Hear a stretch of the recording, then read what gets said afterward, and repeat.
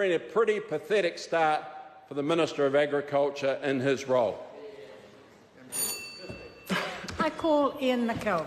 Thank you, Madam Chair. I just wanted to follow on a couple of the topics raised by the previous speaker, the Honourable Nathan Guy. And one of the things I'm particularly concerned about, I think, as a result of where we've got to in the last few months, and obviously Crown Irrigation reported to the Select Committee, of which I was the chair at the time. And I think that absolutely, thank you, Mr. Guy.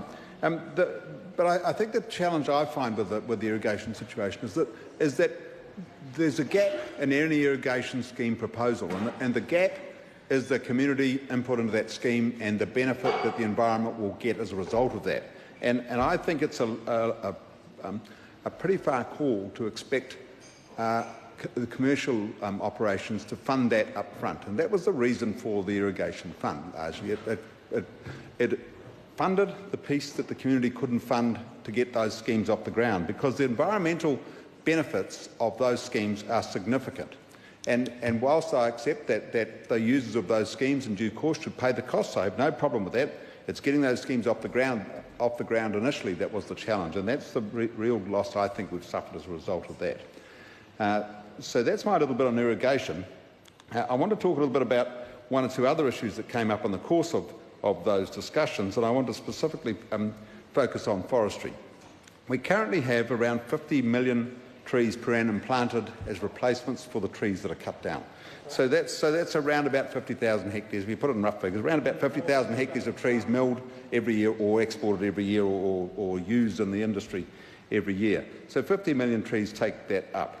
We need another 50 million trees to reach the government's target, and I guess the challenge I see in that is that if we start to use land that I consider, and I guess I'm talking about class 4 land and better, if we start to use that for planting trees, it will be one of the great tragedies of New Zealand history, because that land has much more value in other areas than trees. And so the reason I raise this is because if you think about the potential to put whole farm blocks into trees, then you straight away run the risk of capturing a whole lot of very good quality land in that proposal.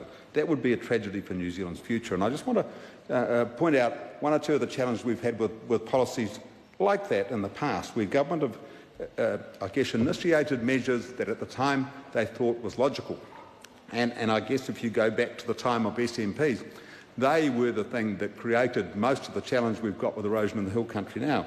At the time, the government of the day thought that was a sound policy, but history proved it to be significantly flawed. I also think there's some elements of DERA, which is another topic, very topical to the Primary Production Select Committee and to the primary sector. Some of that is flawed as well when you think about it, because it forced behaviour or caused perverse behaviour to occur in the industry, because it forced Fonterra effectively to pick up milk wherever it was viable to grow it from a farmer perspective. It didn't always create the right decisions.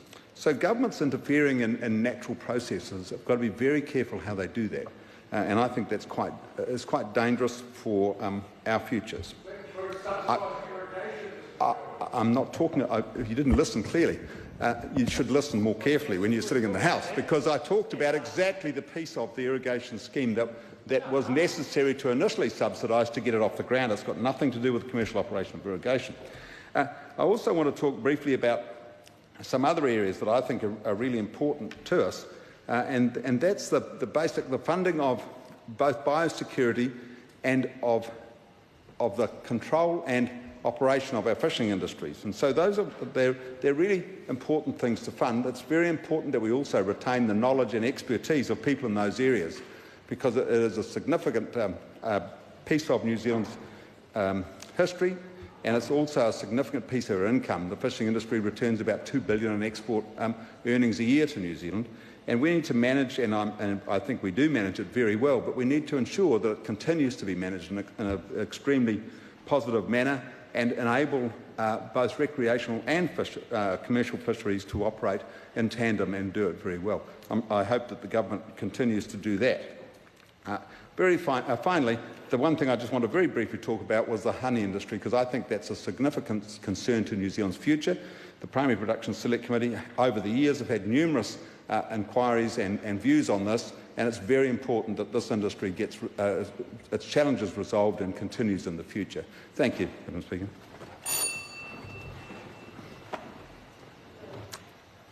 I call Alistair Scott. Thank you, Madam Chair. It gives me pleasure to speak on the appropriations for a few minutes and to